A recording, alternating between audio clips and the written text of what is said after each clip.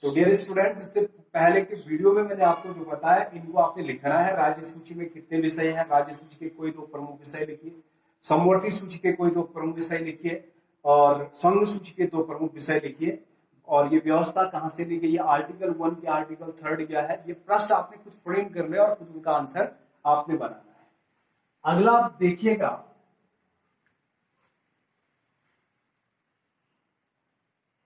हम जो है संघात्मक सरकार की बात कर रहे हैं। तो संघात्मक सरकार में होता क्या है कि दोहरी नागरिकता प्रावधान है।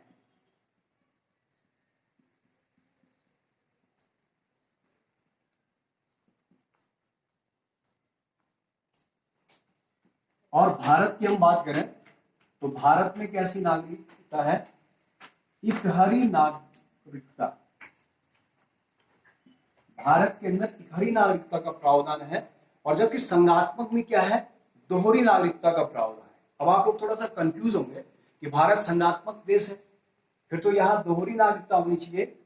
आप लोग देखिए, भारत संघात्मक देश है, लेकिन इसमें गौण रूप से एकात्मक की लक्षण भी है। वो कैसे है कि जैसा आप लोग देख रहे हैं, दोहरी नागरिकता होनी चाहिए लेकिन इकहरी नागरिकता है, क्योंकि भारत में किसी भी प्रांत का रहने वाला नागरिक वो भारतीय है, उसकी नेशनलिटी इंडियन है। दिल्ली में रहने वाला दिल्ली वासी या पंजाब में रहने वाला पंजाबी उसकी नागरिकता, बिहार में रहने वाला बिहारी और उत्तराखंड में रहने वाला उत्तराखंडी नेशनलिटी नहीं है, सबकी नेशनलिटी है Indian. We all are Indian, हम सब क्या है, भारतीय है। यहां पर इकहरी नागरिकता का प्रावधान है, इसीलिए कहा गया कि भारत एक संघात्मक देश है लेकिन उसमें गौण रूप से एकात्मक के लक्षण भी है। तो विश्व में सबसे मजबूत संघीय व्यवस्था किस देश में देखने को मिलती है, वो है संयुक्त राज्य अमेरिका में। संयुक्त राज्य अमेरिका में, संयुक्त राज्य अमेरिका में वर्तमान समय में लगभग जो है 50 स्टेट्स हैं, और वहां के जितने भी नागरिक होते हैं उनकी दोहरी नागरिकता होती है। एक अमेरिका की नागरिकता और दूसरी जो है अपने प्रांत की नागरिकता, जिस प्रांत से वो बिलोंग करता है। इसीलिए मैं कह रहा हूं कि विश्व में सबसे मजबूत संघीय ढांचा अगर देखा जाता है वो है आपका यूनाइटेड स्टेट्स ऑफ अमेरिका के अंदर।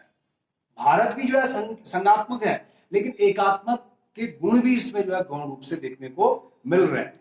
उसका एक उदाहरण मैंने आपको बताया, इंस्टेड ऑफ दोहरी नागरिकता का प्रावधान के बजाय इकहरी नागरिकता है, और अमेरिका में जो है दोहरी नागरिकता है। अगला आप लोग देखिएगा, शक्तियों का विभाजन में तो परफेक्शन है, भारत में कोई दिक्कत नहीं है, लेकिन नागरिकता के बारे में थोड़ा एकात्मक का गुण है, ताकि ये रखा गया। क्योंकि हमारे यहां पर क्या थे कि जब देश आजाद हुआ बहुत सारे जो है रियासत थी, तो रियासत के लोगों के अंदर एक भाव था कि मैं इस रजवाड़े का, वो उस रजवाड़े का। इन सबको खत्म करने के लिए ये कहा गया हम इंडियन है, तो इकहरी नागरिकता प्रावधान करना बहुत जरूरी था और सही भी था। ये क्लियर हो गया होगा। अगला आप लोग देखिएगा कि संघात्मक कोई दो देशों के नाम देखिए, तो आपको एक नाम मालूम हो गया संयुक्त राज्य अमेरिका, और दूसरा नाम क्या रखेंगे आप लोग, भारत। भारत भी है संघात्मक। और विश्व के एकात्मक सरकार या एकात्मक राष्ट्र कौन से हैं, तो उनमें आपने दो देश का नाम लिखना है। एक का नाम लिखना आपने श्रीलंका और दूसरे का नाम लिखना आपने ब्रिटेन।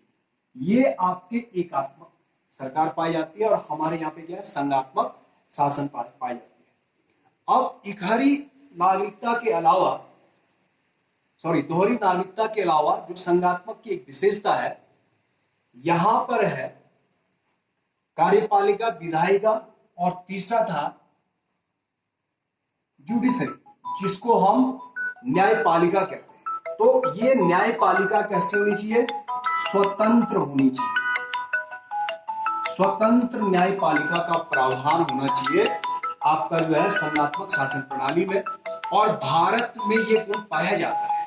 भारत में आप लोग देखते हैं जिले की न्याय व्यवस्था होती है, उसके ऊपर राज्य के हाई कोर्ट होता है, उसके ऊपर सुप्रीम कोर्ट होता है, लेकिन ये सारी की सारी जो न्याय व्यवस्था है वो एकीकृत है, और एकीकृत होने के बाद उपरांत ये स्वतंत्र है। कार्यपालिका और विधायिका, इसमें किसी भी प्रकार का इनमें दबाव नहीं डाल सकते हैं, और इनके निर्णयों को, निर्णय करने की क्षमता को प्रभावित करने की ताकत नहीं रखते हैं, तो ये गुण पाया जाता है स्वतंत्र न्यायपालिका संघात्मक की जो मुख्य विशेषता है। अगला है कठोर संविधान। कठोर संविधान होना चाहिए। अब यहाँ पे कठोर का मतलब ऐसा कठोर नहीं है कि कोई फिजिकल रूप से कठोर हो, क्योंकि संविधान हमारा जो है देखेंगे कि किस प्रकार से कठोर होना चाहिए, इसके शर्त कठोर होनी चाहिए।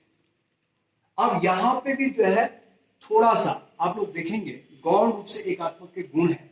आपको मैंने बताया था भारतीय संविधान संघात्मक है लेकिन गौण रूप से एकात्मक के गुण है, लेकिन अधिकांश इसके लक्षण होने के कारण से संघात्मक ही कहा जाएगा, ना कि एकात्मक।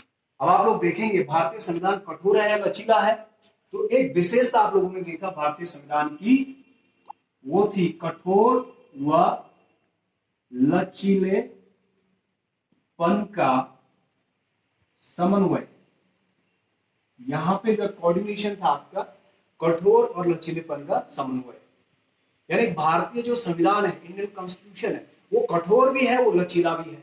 अब आप लोग थोड़ा कंफ्यूज की स्थिति में आ गए होंगे कि कठोर और लचीला दोनों कैसा है, ये कब एक्चुअली क्या है। जैसे आप लोग देखेंगे कोई हरी लकड़ी है, तो एक लकड़ी मैंने तोड़ा, वो कठोर भी है वो लचीला भी है। जब तक वो हरा है वो क्या है, वो लचीला है, मुड़ जाता है, और लेकिन जब वो सूख जाता है तो उसको हम मोड़ नहीं सकते, वो क्या होता है, टूट जाता है। तो मैं कह सकता हूं कि लकड़ी जो है कठोर भी है और लचीला भी है, वो स्थिति के ऊपर डिपेंड है। अभी तो लचीला है लेकिन कुछ समय बाद वो कठोर हो जाएगा। ऐसा ही अपने देश का संविधान भी है, इसमें जो है संशोधन के जो दो प्रक्रियाएं हैं, तो एक प्रक्रिया से जब संविधान में संशोधन होता है तो बड़ा जो है आसान तरीका वो लचीला कहलाता है, लेकिन कुछ विषय ऐसे होते हैं उनमें जो है नंबर दो मतलब दूसरा नंबर दो उसका नहीं है लेकिन दूसरा तरीका है, मैं नंबरिंग कर रहा हूँ एक और दो, तो नंबर दूसरा वाला जो तरीका है उससे जब हम संविधान में अमेंडमेंट करते हैं तो वो थोड़ा जटिल रास्ता है, जटिल प्रक्रिया है, उससे आसानी से संविधान में संशोधन होना संभव नहीं, इसलिए हम उसको कहते हैं कठोर व लचीलेपन का समन्वय। तो कैसे एक संविधान में संशोधन होता है, नंबर 1 नंबर 2 तरीका क्या है उस पर हम कल चर्चा करेंगे। आज के लिए आपका इतना ही, लेकिन आज आपने करना क्या है, इसमें मैंने जितने बताया आपको कि भारतीय संविधान में संघात्मक प्रणाली कहां से ली गई है, विश्व के 2 एकात्मक 2 संघात्मक देशों के नाम, सबसे मजबूत संघीय ढांचा अमेरिका का, ये छोटे छोटे प्रश्न आपने बनाने हैं। कितने बनाने हैं आपने, 8 छोटे छोटे प्रश्न बनाने।